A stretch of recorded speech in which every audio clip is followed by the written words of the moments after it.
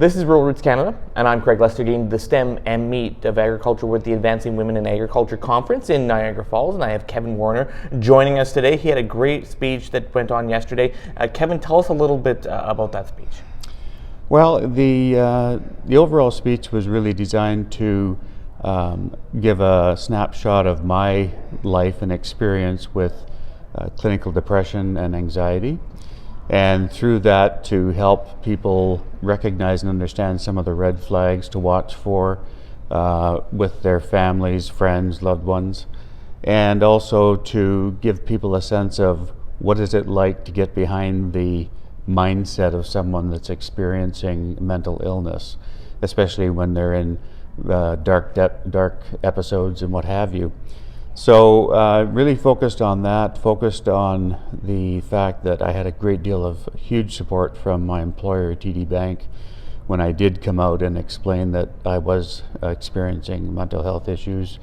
I also talked about the great family support system that I had, my wife, who's been a rock through all of this, through life, and the fact, the realization that for myself, my mental illness is something that I've had all my life. It's been hereditary. It does run on one side of my family, and so it's something that I have to, use medication and various treatments for the rest of my life.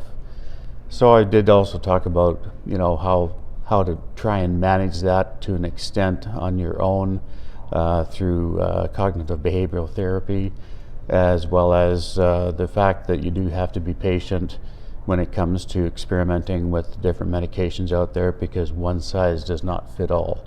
It can be a very onerous process to try and find the right combination of medications to help bring you to a more stable mood, and also recognizing that sometimes there are side effects to some of these medications as well. And so hopefully it did provide people with some insight as to what it's like to have mental illness, and some of the things that they can do to help not remedy necessarily, but to help manage and cope, through exercise, diet, and of course medication and various treatments. How far has the needle moved from when you first figured out that you had this to where we are now, sort of thing, in the industry itself? I would say it has moved significantly. I came out with my employer about 10 years ago, and the bank at that time was also initiating a subcommittee to deal with both hidden and visible disabilities.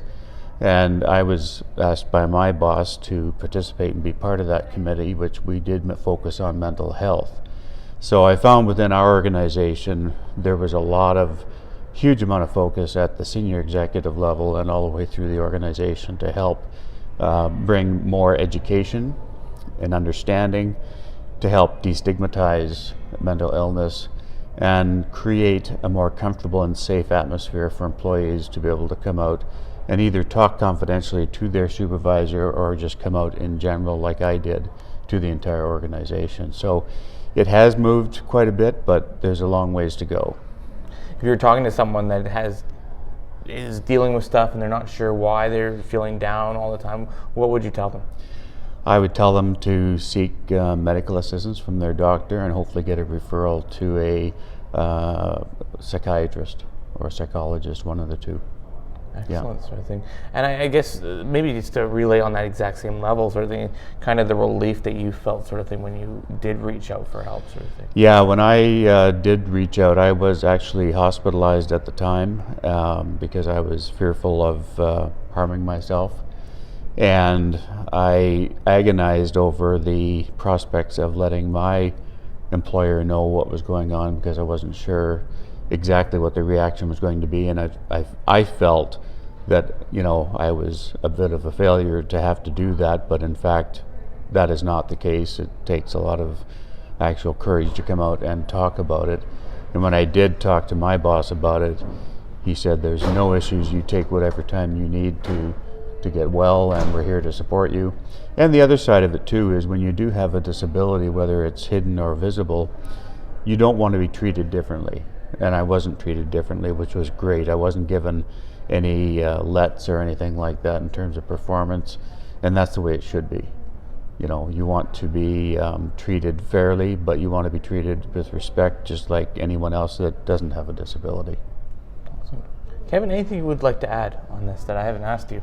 Well, what I would suggest is that, again, if you or your family or friends are, experiencing a down mood or depression for more than 2 weeks, that's usually the barometer to say, well, you should probably start getting some medical assistance to try and see what's going on.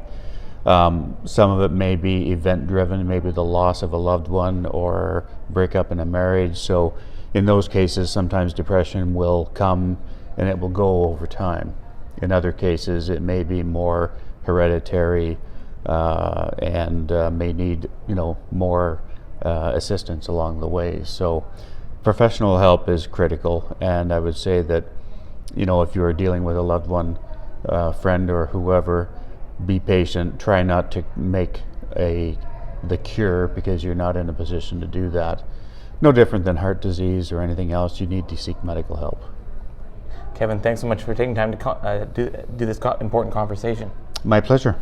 Thank you. We've been talking to Kevin Werner, and I'm Craig Lester from Rural Roots Canada, getting the STEM and meat of agriculture.